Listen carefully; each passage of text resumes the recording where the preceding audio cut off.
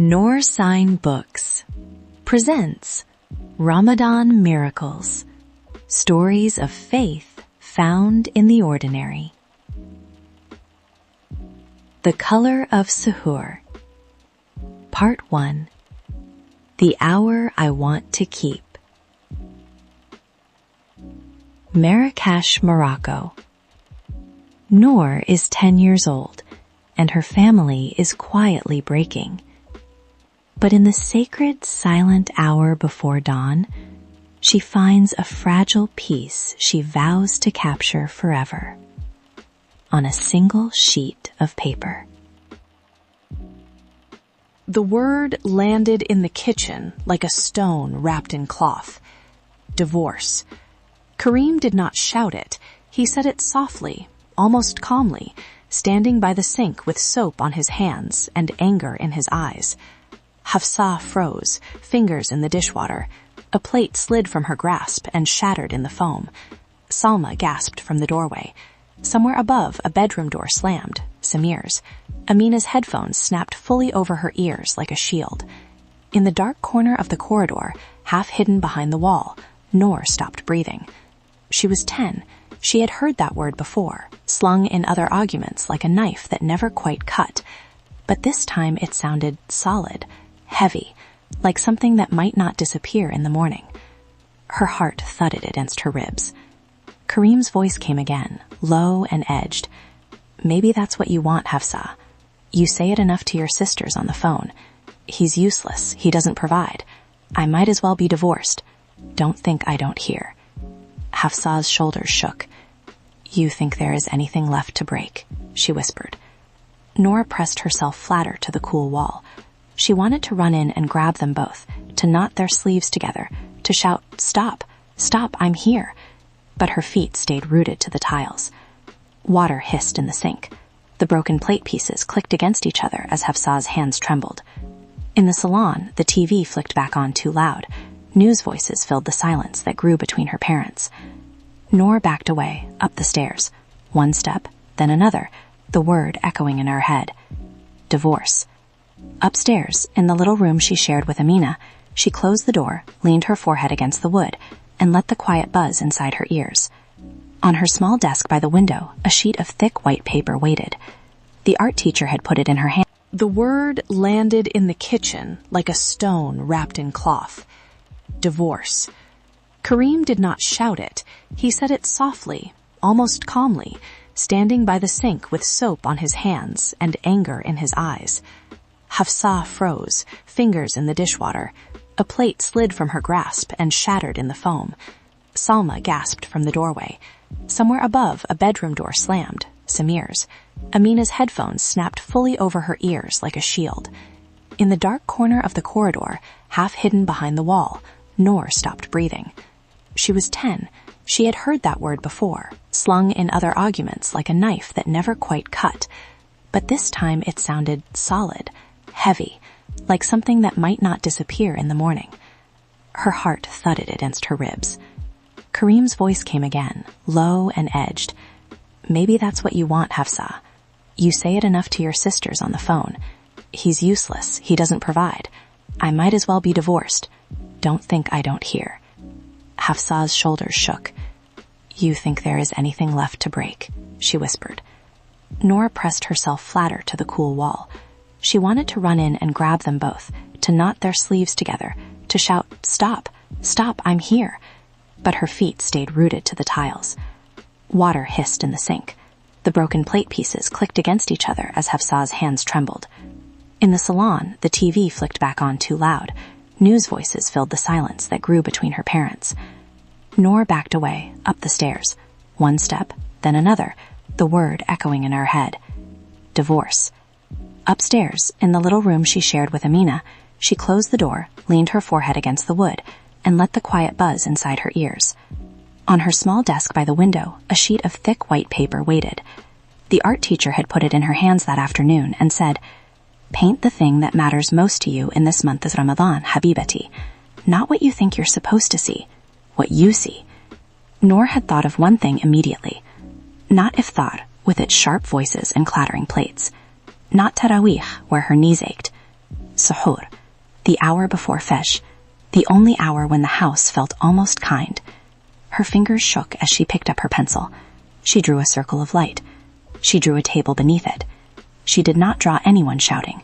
She would not. Not here. This would be the hour she kept. On the paper, at least. Hours earlier, that same day had begun very differently.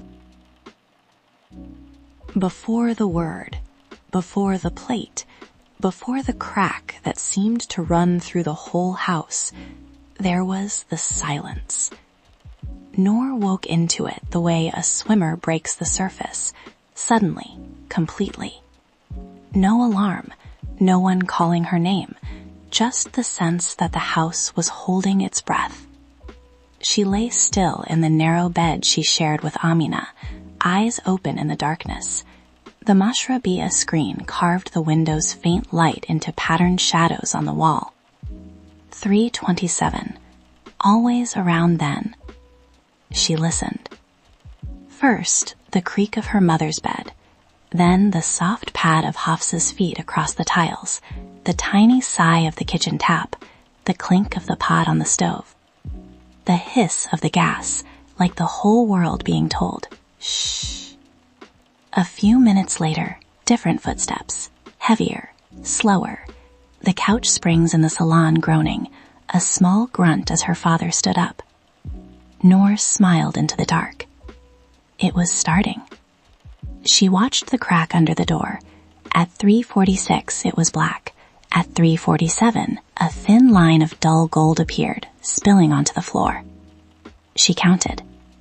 47, 48, 49. Beside her, Amina groaned and pulled a pillow over her head. 58, 59, 60. 1 full minute after the light, her own secret roll. She slipped out of bed, toes curling at the first touch of the cool tile. Her nightdress whispered against her legs as she crossed the room. The trick was to lift the door before pulling, so the bottom didn't scrape and squeal. She'd learned it at 6, when she was sure monsters lived in squeaks. The door opened without a sound. Nour stepped into the warm yellow. The kitchen at Suhoor was always brighter than any other room. Hafsa believed in light when you were half asleep. Otherwise you forget to thank Allah for what you eat, she always said. Now she stood at the stove, stirring harira. A faded lilac house dress hung loose on her frame. Her scarf had slipped at the nape of her neck, releasing a small crescent of dark curls. Steam fogged the lower edge of her glasses. "Ah, my noodle ain," she murmured without turning. "You're awake." "I was hungry," Nour said. It was true and not. Her hunger lived behind her ribs as much as in her stomach. Her father stood at the counter, filling small glasses with milk. His hair stuck up at the back, his t-shirt creased from sleeping on the couch. In this hour, before the news and the bills and his silence, his shoulders seemed softer, less tired. "Come, Sakhira," he said, nudging a glass to the corner of the table. "The smallest place, Nour's place. You slept well?" "Yes, Baba." The wooden table was really meant for 6, but they were 8, so each suhoor began with a small rearrangement of the universe. Tonight, extra chairs already waited. The straight one from upstairs, the folding metal one from the balcony, its missing rubber foot ready to scrape. In the middle of the table, a brass bowl of dates sat like a small dark sun. Next to it, a plate of musamman swaddled in a cloth, 2 cracked boiled eggs, a dish of glossy black olives. Nour paused before touching anything. 1 heartbeat to look. The overhead bulb made a circle of light exactly the size of the table.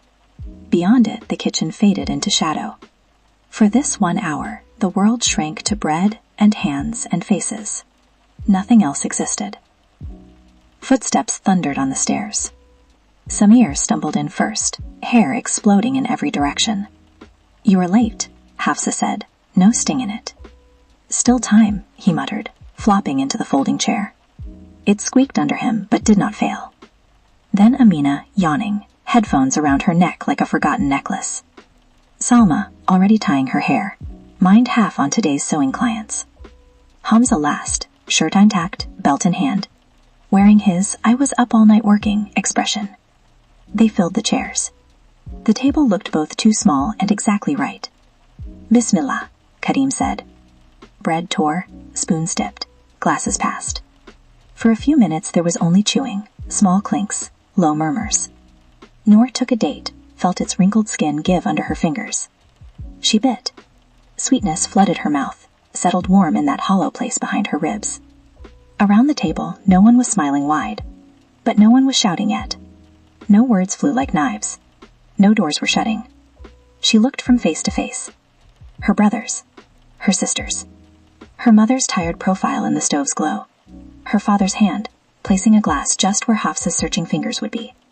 He still knew where her hand would be. This, Nour thought. This is the hour I want to keep forever. But hours never stayed. After they ate, they prayed.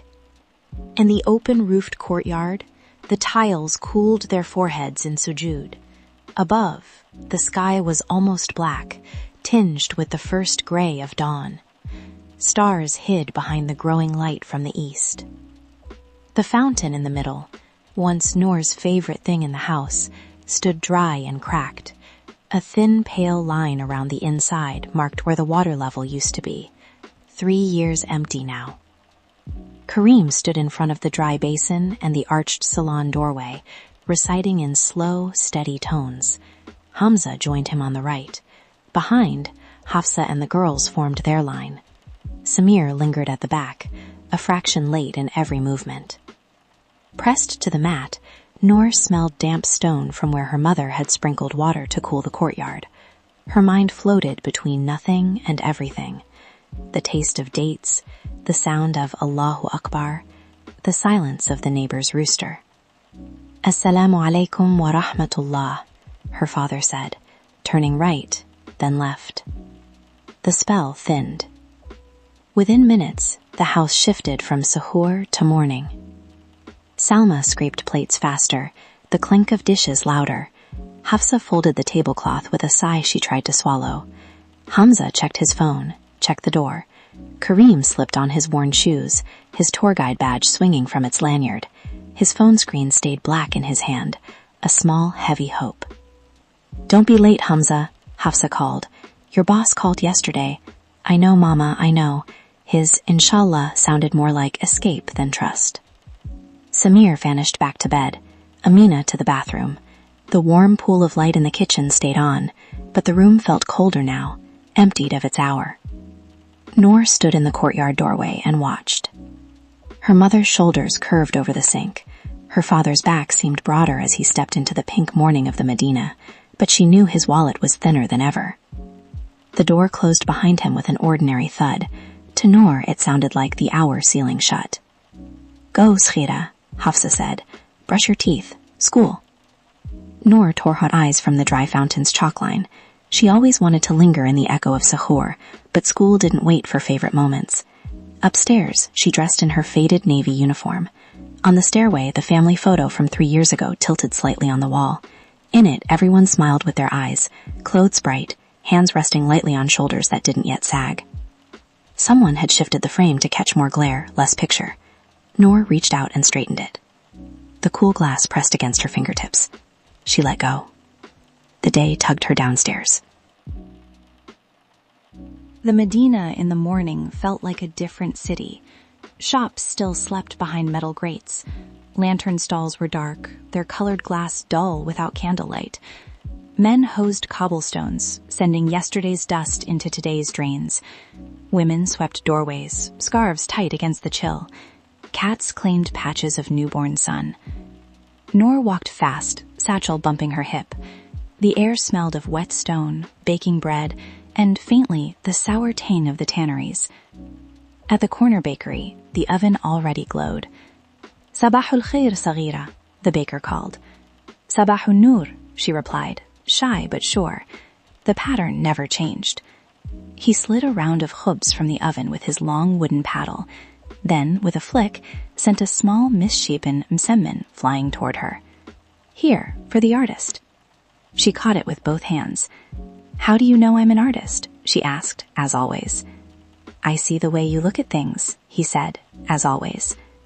She tore off tiny burning pieces as she walked. Past the little mosque where her father sometimes explained Salah to tourists. Past pyramids of spices like bright sand dunes. Past a silent Khanawa musician and his resting kumbri. Until the alleys opened on the chipped yellow walls of École El Wifak. Inside, corridors hummed with children and chalk dust. In class, math filled the morning. Fractions, long division. Problems about trains in cities she had never seen.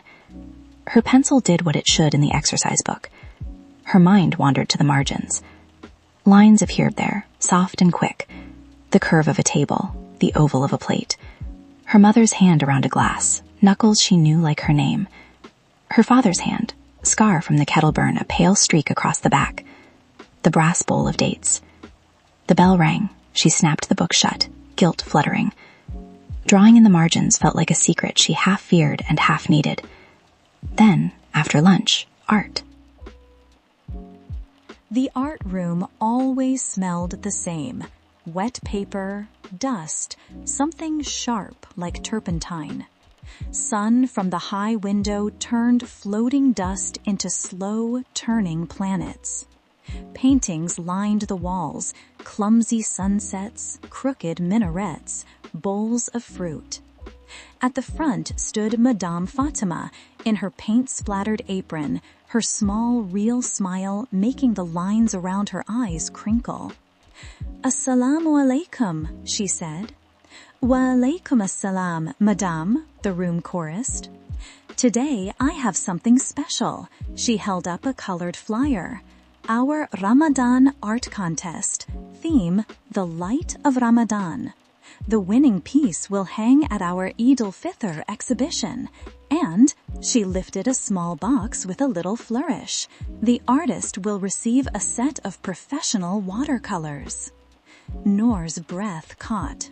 She'd seen a box like that only behind glass in the stationery shop near Jama el-Flah, real colors in tidy squares. The boys in the back whispered of drawing Chabakia mountains, mosque domes, cannons for iftar. "The exhibition will be on the 27th night," Madame continued. "You have until then. Use what we have here. Paint what Ramadan's light means to you." Her eyes swept the room and caught on Nour's open math book. The margin sketches had escaped. "Ah," she bent, glasses slipping down her nose, and studied the small hands and bowl. "May I?" Nour wanted to cover the page. She didn't. "You notice a lot," Madame said quietly. "I just draw what I see," Nour mumbled. "That is what real artists do." Madame straightened, then crossed to her cupboard. When she returned, she placed a thicker, whiter sheet on Nour's desk. Watercolor paper, the good kind. "For you, for your contest piece." Nour stared. "I don't know what to paint yet." "Good," Madame smiled. "Then you will think before you begin. Remember, not what you think you should see, what you see. The thing that matters most to you this month." What mattered most? Not the long tarawih, not noisy iftar. Suhoor. The circle of light at 3:47, the warm silence before voices grew teeth, the crowded, mismatched chairs without walls between them. She touched the edge of the paper with the side of her hand, reverent. She would paint Suhoor. She would paint the hour before. And in the painting, it would not end. That night, in the real kitchen, the hour did end. With a plate breaking, with a word, with her mother's shoulders shaking under the same yellow light she'd just promised to make gentle. In her room later, pencil trembling, Nour knew one thing with a determination that burned. I will not paint this part. She will paint the hour she wanted, even if the colors refuse to lie. That night, in the real kitchen, the hour did end.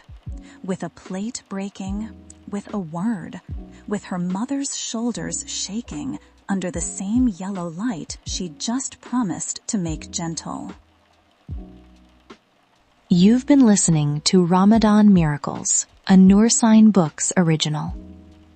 In the quiet corners of a home, a child learns that some things are too fragile to hold in your hands, so you try to hold them in your heart and on paper. The story continues. If you enjoyed this, please subscribe and hit the bell so you don't miss the next miracle. Visit noorsignbooks.com to join our community and get the full collection. Jazakumullah khairan.